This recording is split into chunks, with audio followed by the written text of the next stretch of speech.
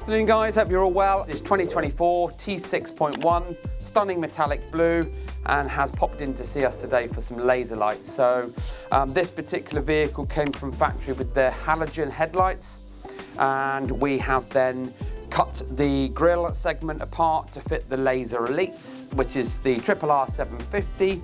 And these are the new ones, so they have the e-boost built in, whereas the older style ones had a little blanking plug or jumper plug that you took out if you didn't want e-boost, or left them in if you did.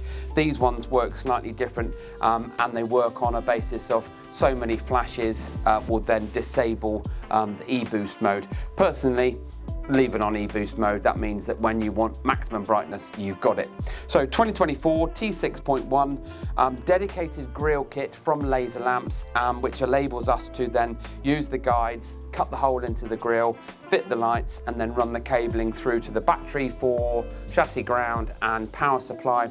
And then we also pick up the trigger wire from the headlight loom.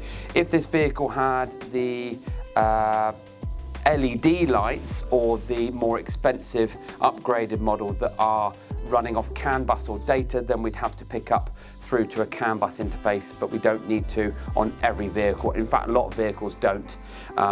So that's it, job done, absolutely fantastic. Richard's just going to flick the high beam now. So there's no additional switches on the dashboard. This is integrated as nicely as it can be, and just allows us to pull the indicator stalk forward for flash, or you can push it away from you when your headlights are on or your dipped beam are on, to then give you full dipped beam on high beam on the headlights as well as on the lasers too. So if you haven't seen any of our other videos, check them out. RR 750 Elite. There are 3 different models of the lasers, so be careful as to which one you possibly choose. But if you've got any questions, get in touch with us.